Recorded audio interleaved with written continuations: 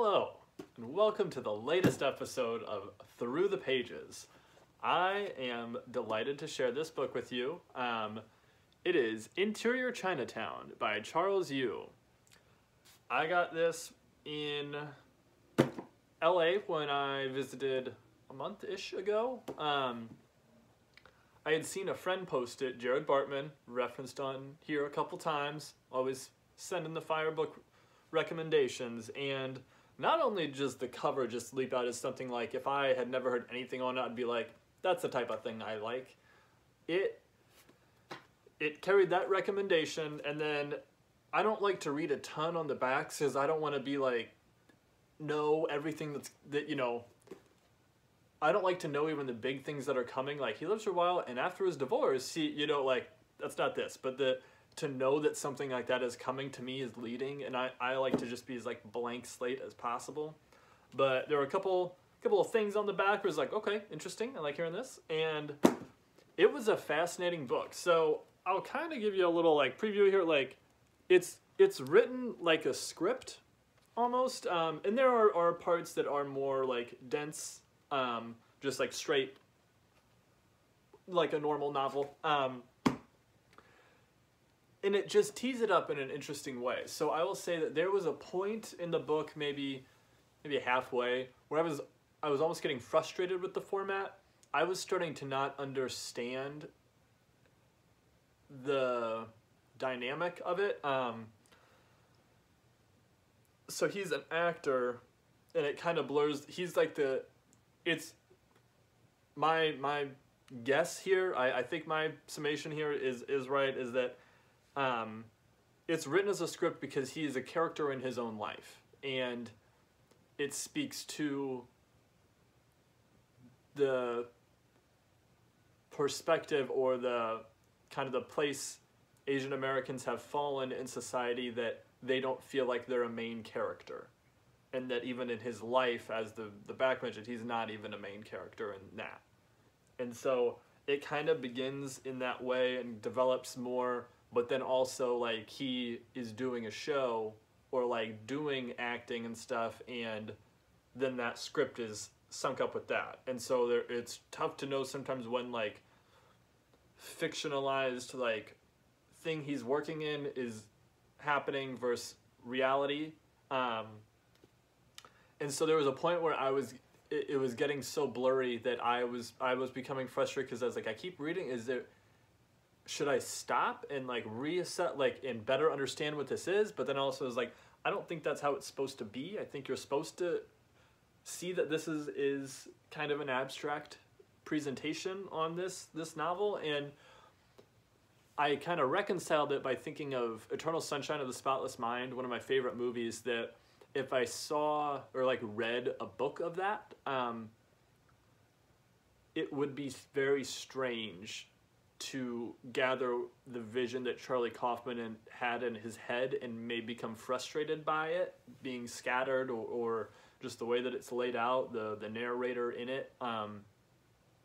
And I realized that the strangeness of it is what I really liked, because it was different. It wasn't just a love story, you know? And as I kind of shifted my constitution and feeling on that, I really started to enjoy this novel. And then as it goes, because it's not as kind of like setting the scene, it gets a little bit further into it, character development, family, and all this stuff, where really hits on a lot of social notes. And especially as we've seen, you know, in the rise of Asian American hate in the country, and this being more of a talking point, it really just felt very poignant. I feel like I use that word on here too much, but this came out in 2020, so I always love reading kind of relatively current books. 2020, I feel like I'm getting caught up. Side note, when I started the year, I made like a list of all the books I want to read, and I've been trying to whittle it down as new ones come in. I got gifted 2 recently, and now I'm just like, by the end of the year, like, they'll be shorter, but like I also know next year, and when I feel like when I have those down, that I can really start like digging into subjects that I want to learn about like quickly, rather than like peppering them in. So I'm trying to whittle that down. But this was one that I hadn't like added to my list, but it was like back of my mind. And when I was out in California, I was doing some shopping on records and books was like the main thing, because I knew we were during concerts and stuff. Like I was just like, I just want to go into a store and thumb through records. Like ordering records online has gotten not fun. And so in the shop, I know what the shop here has. Like, I'm very familiar with it.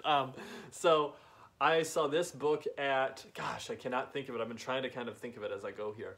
But bookstore in LA that has like huge sculptures made of books. That place. So it just like stuck out as like, that's what I need. I keep getting so much like nonfiction, and I just wanted some good novels that are current. Like I want to be able to have read something that's of this era in a novel. And so this really hit it, and hit that note deeper than I even thought it was going to. So there is some like verbalizations of what an Asian American can feel that to me are just like earth-shakingly good. Like it I mean, and this is, you know, my outsider point of view, but like there are some ways that it's explained where it just it hits so good. They address everything. They address the model minority. They address the juxtaposition to white and black, and the repression of the population throughout history, kind of laws that were enacted, you know, that said like, we'll take 150 people from Eastern Asia in a year. Like all these things are like that they can't have property, can't live in these houses. Similar things that black people went through, but kind of specifically what was to Asian and what gave them their story now and in their juxtaposition in society. And so it spoke to all of that stuff without being like ham-fisted about it, or being like, I'm reading a heavy book about race right now. Like and it's not to say that I don't want those. I love James Baldwin has knocked me over the head a couple times where I'm just like, what is the world? Like, wow, how are we like this? So there's books about race that I learn in a very deeply emotional way. Oftentimes, I wouldn't say guilt, but playing in that sort of realm there of like, you need to understand where you come from too. And so I have learned a ton through those, and especially in last year was really seeking out any of this, because books are just, as you may imagine, that's where I like to learn. So I learned about humanity through print, as kind of hodgepodging the quote there, but both nonfiction and fiction. And I found that some of the fictionalized tales that really told about the inner workings of family life, especially like this, the multi-generational and parents, the view of the kid, and these sort of things, expectations, that it really, I feel like I learned a lot in this way. So it's nice to have a novel where you can learn from, and it doesn't, it's probably the wrong thing to say, because I love learning, but it's learning, but it doesn't feel like learning. It's like things are flowing in, and like, hey, I get that now, and this is enjoyable, keep this coming. And like, so I read this in 2 days, because I just like, it's weird for me to like in the evening make time to read. It's always kind of a morning, midday thing, or day off. All day at work, I was like, I think if I get out soon, I can do the dinner, and I could read for this chunk before going to the kitchen night. And so it's like, I was like building time around it. And this morning, I woke up a little early. I had 2 parts left in it, like a 30-page and a 60-page or something. And I got through one. I was like, I think I can do this. I think I can do that. And then I started like, look, what is the next part? And there's a lot of like thin, like that kind of script text, more so than the big blocks. I was like, I got this. I'm going to do it. And I was so jazzed to be able to finish it. And it finished very well too. I'll say it's just up and up. So, big recommend. It's just a delightful book, but no going in. It's an odd format a little bit, but also he's a writer not of just novels. I think they said it was his 4th book, but also has written television shows. So I feel like it really blurred the line there of like, what medium he was writing for, in a sense, that if you've written for both, you might just say this is a piece of writing. Published as a novel, like, it was expertly done. There was so many details in it that this was coming from a place of understanding, not a fan of TV, you know, that there was a lot of levels to it. Yeah, it's just great book. Big recommend. I will probably seek out more of Charles Yu. As per usual, lately I have been saying, if you have read this author, you know, anything else by him, you've read it, tell me, where do I go next? Yeah, go check this out. You see this colorful title at your local bookshop, snatch it up.